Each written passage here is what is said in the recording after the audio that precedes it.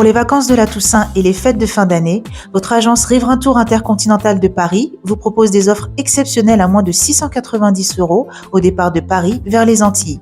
Ainsi, vers Fort-de-France, départ de Paris le 16 octobre, retour le 5 novembre pour seulement 699 €. Vers Pointe-à-Pitre, départ le 18 octobre, retour le 7 novembre pour 639 €. Vers Pointe-à-Pitre, départ le 6 décembre, retour le 26 décembre pour 670 €. Large possibilité de paiement, voire conditions en agence. Riverain Tour, c'est aussi l'organisation de séjours complets, vols, hôtels et même hébergement chez l'habitant. Riverain Tour Intercontinental, 16 rue Lamblardy, Paris 12e, métro Daumesnil, téléphone 09 78 80 13 39. Hexagone, actualité. Outre-mer News, je me trouve Salle Clémenceau ici au Sénat pour le colloque annuel de l'USHOM, Union sociale pour l'habitat Outre-mer, le logement des Outre-mer évidemment débattu toute la journée avec plusieurs interventions. Cette année, le thème de ce colloque, Objectif Outre-mer vers des politiques partenariales pour l'habitat. De nombreux élus des régions d'Outre-mer ont fait le déplacement. Je vous propose d'écouter les quelques interviews réalisées ici pour vous tout au long de cette journée ô combien importante puisqu'il s'agit de ce secteur qui concerne toutes les régions d'Outre-mer, le logement en particulier, les logements sociaux. Nous nous trouvons toujours au Sénat, salle Clémenceau pour ce colloque annuel sur le logement avec beaucoup d'élus des départements, des régions d'Outre-mer qui ont fait le déplacement. Cette année, ce colloque a pour thème vers des politiques partenariales pour l'habitat. Avec moi, Éric André, qui est le maire de la commune de Vieux-Habitants, mais qui représente le président de l'association des maires de Guadeloupe. Et bien sûr, quand on parle de logement, ça concerne bien sûr la commune de Vieux-Fort, mais toute la Guadeloupe, monsieur André. Tout à fait. Ce n'est même pas une question, c'est une problématique qui se pose chez nous actuellement et pour laquelle la population attend beaucoup des politiques. Alors, ce colloque, comme à son habitude, essaye de trouver des éléments pour essayer de porter des solutions à ce problème qui, je dis, 84%, il a été dit encore ce matin, 84% des demandes de logement relèvent de l'habitat social. Donc il s'agit de trouver forcément les voies et les moyens pour pouvoir répondre à l'attente et aux besoins de notre population, de nos administrés dans ce domaine-là. Situation préoccupante tout de même concernant la Guadeloupe ou même la Martinique. On me le disait il y a quelques minutes, ces problèmes de logement. Oui, c'est d'ailleurs pour la raison pour laquelle c'est vraiment l'outre-mer qui est concerné par cette question-là. C'est la Martinique, c'est la Guadeloupe, à des degrés forcément divers. Nous avons tous des différences, nous avons des particularités. Nous sommes territoire pluriel et donc il y a encore des réalités que nous ne connaissons pas. Mais il s'agit de mettre en place des orientations qui puissent permettre d'avoir une politique de logement sur nos territoires qui soit adaptée à ces territoires-là et aux besoins des populations qui y habitent. Il faut adapter parce que quand on pense le nombre de personnes qui touchent le RSA, encore faut-il que ces personnes puissent accéder à des logements aujourd'hui. Oui, il faut faire d'ailleurs une priorité à cet aspect de la situation parce que nous avons beaucoup de familles qui méritent d'être accompagnées pour les logements, pour leur habitat et je tiens à dire que nous avons au niveau de l'AMG préféré parler plutôt d'habitat. C'est un concept qui globalise forcément beaucoup de choses, mais qui tient compte un peu de notre culture, puisque la maison chez nous, c'est un des aspects presque identitaires, j'allais dire, pour un Guadeloupéen, de pouvoir après habiter sa maison et ensuite transmettre cet habitat à ses générations futures, à ses enfants. Donc c'est une question qui est cruciale, culturelle, bien sûr, nous sommes obligés d'y être, et à ces problèmes-là, on sait que s'ajoutent, chez nous particulièrement à Guadeloupe, les problèmes de l'assainissement. Et il y a aussi le raccordement de tout ça. Il ne s'agit pas forcément de construire pour construire, mais de construire aussi avec des éléments qui tiennent compte de l'environnement, des nécessités, de l'écologie dans ce domaine-là. Alors évidemment, il y a cette loi Letchimy concernant l'indivision. Il y a encore beaucoup de maisons qu'on voit, qui sont là, abandonnées, parce que c'est des problèmes qui concernent les familles. Est-ce que cette loi, elle est appliquée déjà en Guadeloupe ? Oui, elle est applicable, sauf que des difficultés, des particularités s'imposent et qu'elle ne peut pas s'appliquer n'importe comment. Il y a quand même des règlements, il y a des choses qu'il faut d'abord régler pour que nous puissions ensuite avoir une application qui soit beaucoup plus généralisée que celle que nous connaissons actuellement. Mais c'est vrai que la loi Letchimy permet déjà d'envisager une solution, solution à ces problèmes d'indivision. Alors pour cette année, une toute dernière question. Nouveauté, un livre blanc qui a été présenté ce matin avec un certain nombre de propositions. C'est encourageant. C'est encourageant parce qu'au moins on a une orientation des idées, on sait là où doit porter l'effort.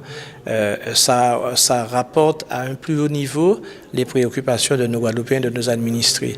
Donc c'est toute l'utilité de ce livre blanc qui a été présenté, même si certains pourraient dire qu'il y a beaucoup plus de choses à rapporter à haut niveau. Mais c'est déjà, je pense, un début pour permettre aux Guadeloupéens, à l'outre-mer de se rassembler et pouvoir défendre ces idées-là. Pour l'habitat avec moi, Justin Pamphile, qui est le président de l'association des maires de la Martinique, qui vient régulièrement à ce colloque. Cette année, une petite nouveauté.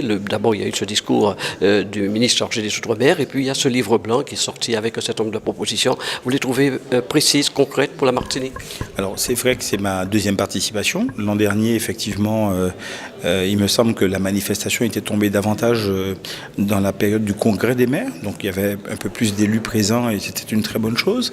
C'est un livre blanc avec des contributions qui sont des contributions qui viennent des territoires. J'ai moi-même participé à Fort-de-France au volet Martinique, au moment où il fallait effectivement aller vérifier que les propositions qui allaient être soumises dans le cadre du livre blanc correspondaient effectivement à la réalité. Et je suis satisfait parce que il y a 3 mots que je retiens depuis tout à l'heure. Ce sont 8 grands axes dans le livre blanc, ce sont une quarantaine d'actions, mais il y a des choses qui reviennent systématiquement, c'est le financement. Le ministre ce matin a parlé de l'augmentation de l'enveloppe de la LBU, donc on est à 249 millions d'euros, c'est pas négligeable. Il a parlé de la réalité des territoires respectifs qui ne sont pas forcément les mêmes, mais avec quand même un tronc commun qui est celui de la production de logements, tout en étant conscient qu'il y a des efforts qui sont faits. Et puis l'autre chose, c'est la question de l'ingénierie. Vous ne pouvez pas imaginer de la production de logements s'il n'y a pas une production en ingénierie pour permettre effectivement que ces logements soient produits. Et puis enfin, c'est la mobilisation des bailleurs sociaux. C'est quoi ça? C'est pour, je crois qu'il doit être 15 heures, l'appel pour que tous les sénateurs s'ils sont quelque part, qu'ils soient dehors, ils marchent pour y rentrer. C'est l'appel, l'Assemblée séparée. Oui, absolument. Comme ils sont parfois dehors, donc ils savent qu'ils doivent comprendre l'école. C'est comme à l'école. Donc tu parlais un petit peu de... Alors continue sur l'ingénierie. Ah oui, donc je disais, alors l'ingénierie effectivement qui est essentielle à la production de logements parce que on ne peut pas continuer à produire du logement comme on le faisait dans les années 70-90 où la demande n'était pas la même. Aujourd'hui, il y a une volonté effectivement d'écohabitation. Vous avez un vieillissement de population. Il faut tenir compte de ces règles-là. La mobilité est devenue une préoccupation dans le logement. Et les jeunes ménages aspirent à avoir dans leur logement une qualité de vie complètement bouleversée et changée. Donc on est dans ces dynamiques-là et tous ceux qui jusqu'à présent interviennent dans le sens d'une prise en compte d'une production la plus, je dirais, la plus en proximité que possible pour correspondre au mode de vie de chaque population dans chaque territoire. Puis aujourd'hui, concernant la Martinique de la Guadeloupe, en termes de construction, il faudra tenir compte aussi du vieillissement de la population. Il faut que toutes ces choses s'adaptent aux habitants de demain. On a une réalité démographique qui est ce qu'elle est. Vous avez en Martinique aujourd'hui 340 000 habitants avec une tranche énorme de personnes de grand âge. Et puis vous avez une demande de logement qui touche quasiment entre 75 et 80% de la population éligible au logement social. Donc vous ne pouvez pas produire sans tenir compte de cette réalité, je dirais, démographique, cette architecture de la population martiniquaise. Et ce qui a également de particulier, c'est que cette population, elle est en même temps demandeuse d'avoir un logement adapté à sa réalité, mais elle est également autonome. Avoir en proximité tous les services publics, transport, la poste, l'église, et puis ceux qui pratiquent la foi, leur lieu de culte, le laboratoire de biologie. Donc les gens ont besoin d'habiter dans la ville. Et je discutais encore ce matin avec un président d'un bailleur social, c'est ce choix difficile parfois entre la production pure et dure dans du neuf et la réhabilitation. Alors la réhabilitation coûte beaucoup plus cher, mais correspondrait davantage à faire sortir des fois nos cœurs de ville dans une sorte de situation de mitage avec des logements abandonnés, des indivisions patentes et dont on n'arrive pas à se sortir pour reconquérir la ville, repartir sur de la reconquête d'espaces urbains aujourd'hui abandonnés et faire que les villes retrouvent un peu d'énergie. Donc voilà, c'est tout le débat, c'est toute la discussion depuis ce matin. Et j'ai beaucoup apprécié tout à l'heure l'intervention de la ministre de Polynésie qui nous a donné en fait une vision de leur territoire totalement différente de ce que nous on peut imaginer de notre territoire, et je trouve ça tellement enrichissant que de pouvoir justement comprendre des mécanismes qui ne sont pas les mêmes que les nôtres et appréhender la production de logements mais en tenant compte de tous les territoires.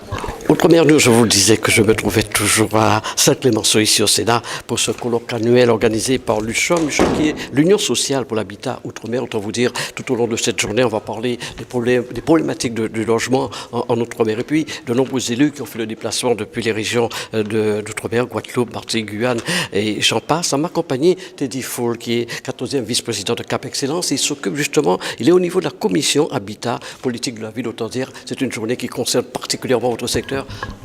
Évidemment oui, parce que alors je suis quand même ravi d'être là, parce que c'est la deuxième édition en fait.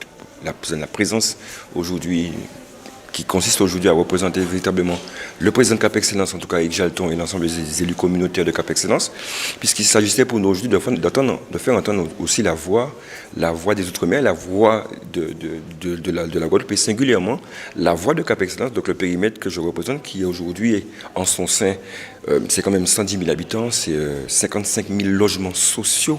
Donc, ce qui signifie quand même qu'il y avait matière à aujourd'hui évoquer nos problématiques, faire en sorte que nous soyons entendus. Bon, je suis quand même ravi qu'il y ait aujourd'hui le livre blanc qui a été remis, ce qui signifie quand même que nos précédentes rencontres ont fait émerger, en tout cas, ont fait entendre qu'il y a quand même des spécificités auxquelles on devrait s'attacher.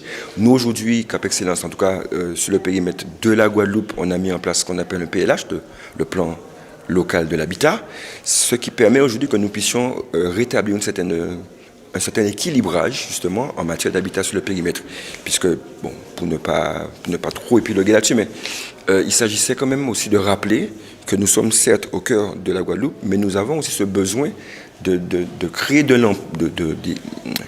l'habitat, mais qui correspondrait véritablement à notre population, à savoir l'habitat pour les personnes âgées. On parle beaucoup de vieillissement. Le vieillissement de la population, pour aussi des jeunes cadres. On parle aussi de l'accession à la propriété. On parle également de logements diversifiés.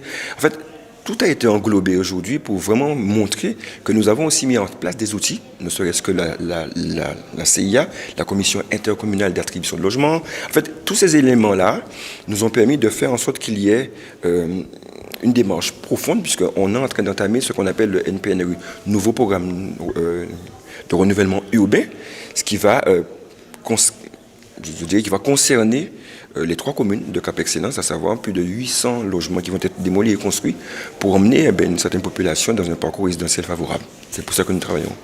Vous avez parlé de ce livre blanc, je suppose que vous n'avez pas eu le temps encore de le lire, mais vous avez entendu quelques propositions. Vous pensez que ces propositions sont convaincantes pour l'avenir? En fait, selon les dires du ministre ce matin, il y a quand même des éléments qui ont été forts, ce qui a bien montré que quelque part, alors tout simplement, quand on a évoqué la problématique de Guyane, qui est quand même, qui fait partie des Outre-mer quand même, où on vous dit que la problématique est la suivante. Ils veulent construire avec des matériaux de Guyane, donc notamment par exemple le bois, mais ils doivent passer par l'Europe alors que le Brésil est juste à côté. Donc quand on prend un certain nombre de sujets comme ça, nos spécificités climatiques, environnementales, on est quand même des territoires qui sont quand même impactés par un certain nombre de difficultés, faire en sorte qu'il y ait aussi une réduction des coûts, parce qu'en fait c'est souvent ça, le coût de construction est trop onéreux, ce qui signifie qu'après la marge au niveau des loyers elle est beaucoup plus lourde à supporter par les populations. Donc tous ces éléments-là ont été pris en compte, en tout cas sont entendus, et je sais qu'à partir de ce que nous avons évoqué par le passé, je crois savoir qu'au sein du livre blanc, on fait référence à tout ce qu'on a dit. Il est évident que le combat n'est pas terminé, puisque c'est un travail de longue haleine, mais la particularité c'est que nous sommes ensemble, et c'est ce qui fait notre force aujourd'hui. Puis, que les élus locaux puissent prendre vraiment ces problèmes de logement loin de, ce que l'État l'État fait aussi son travail, bien évidemment, mais c'est à vous sur place. Je pense que je l'ai beaucoup entendu ce matin, c'est à vous de prendre certaines initiatives afin justement d'adapter ces logements aussi aux habitants de Guadeloupe, Martinique, Guyane et tout le reste. Oui, en fait, c'est pour ça qu'on rappelle, il y a des normes qui existent, c'est vrai, mais ce sont des normes qui sont normes européennes, mais on tend justement à faire comprendre que c'est pas qu'elles soient pas toutes bonnes. On va prendre, oui, ce qui est bon là-dedans, mais il faut quand même qu'on tienne compte de nos particularités. L'exemple de la Guyane est frappant. Est très flagrant. Alors je peux en prendre plusieurs autres, mais je crois que pour qu'on puisse bien comprendre dans quelle démarche que nous sommes, c'est bien pour montrer que nous ne sommes pas contre, mais pour que nous puissions bâtir mieux. C'est bâtir ensemble, mais bâtir mieux. Voilà, nous sommes toujours au Sénat pour ce colloque annuel de l'USHOP qui concerne le logement outre-mer, avec beaucoup d'élus qui ont fait le déplacement jusqu'à Paris pour cette édition 2023. On a accompagné monsieur Michel-Ange Jérémy, qui est le président de l'association des maires de Guyane. Alors, monsieur, je suppose que c'est un thème qui concerne évidemment la Guyane. Je sais qu'il y a un problème de foncier, donc on parle beaucoup. Alors, parlez-nous de la situation du logement en Guyane. Alors, la situation de logement est un peu similaire avec celle des autres départements d'outre-mer. La Guyane qui connaît une forte démographie, et malheureusement, le nombre de constructions ne suit pas en fait la démocratie. Et donc, ça c'est une première problématique. La deuxième, effectivement, vous parlez du foncier. Donc, ce qui paraît atypique, la Guyane est un département grand comme le Portugal, grand comme l'Autriche, mais l'accès au foncier devient compliqué pour les bailleurs sociaux, pour les communes. Donc, du coup, il faut deuxième problématique. Et aussi, même après, la qualité même des logements sociaux construits. Vous savez, nous sommes dans un département, il fait chaud, comme je parlais de démographie, dans certaines régions, notamment dans l'ouest guyanais, les familles sont nombreuses, donc il est pas rare, il est même très fréquent, c'est de coutume que des mères en 4, 5, 6 enfants, et nous savons que le logement social est limité, donc il aurait fallu avoir des T6, voire des T7, et la configuration des salles nous pose problème. Donc du coup, donc on attend beaucoup de ce colloque. J'espère que, vous savez, on a connu les livres bleus, les livres blancs, les livres toutes sortes de couleurs pour l'outre-mer, et vraiment on attend qu'il y ait des réponses concrètes qui soient apportées pour les outre-mer. Surtout, il y a ce livre blanc où, me semble-t-il, il y aurait de nombreuses propositions concrètes. Elles sont intéressantes, les propositions sont très intéressantes, on y a travaillé. Il faudrait comme que le gouvernement s'en saisisse. Donc, vous savez, les décideurs, les législatifs se saisissent de ce livre blanc pour apporter une réponse concrète. Alors, même des réponses concrètes. On a parlé de la Guyane, par exemple, avec la démographie galopante, avec le type d'habitat qu'il fallait construire, des T6, des T7. Alors, je prends l'exemple de la Martinique. On a une population plutôt vieillissante, adapter les logements par rapport à cette population. Donc, il faut qu'il y ait des réponses concrètes pour chaque territoire. Et surtout, on se dit de faites confiance au territoire. Faites confiance aux décideurs locaux et non cette espèce de dogme. Donc tous viennent de France un peu de manière descendante, mais nous on a besoin d'une force ascendante, d'une politique ascendante pour répondre à l'habitat. Vous savez que quand on répond à l'habitat, j'ai eu l'occasion de dire lors de mes interventions, en Guyane en fait, on fait des petits logements. Ils sont petits, donc du coup avec des grandes familles, donc les jeunes se retrouvent en bas, donc qu'est-ce qu'ils font en bas? Donc souvent, ils sont un peu oisifs, ils cassent. Mais si vous avez des logements spacieux avec un peu de jardin pour faire un peu ce qu'on appelle chez nous un abatis, c'est-à-dire une petite culture, ben oui. Donc je pense que c'est aussi un moyen de calmer, c'est un moyen aussi d'amortisseur social. Et surtout, beaucoup chez nous, il y a des constructions sans équipement public de proximité. Donc il y a le logement social, mais il nous manque par exemple les jardins pour enfants, l'école, les crèches de proximité. Donc je crois qu'au-delà de l'habitat, du logement social, on doit même repenser la ville autour du logement. Merci à vous, M. le Président. Je rappelle que vous êtes le président de l'association des maires de Guyane. Merci. Je vous remercie. O-News Radio sur outremernews.fr.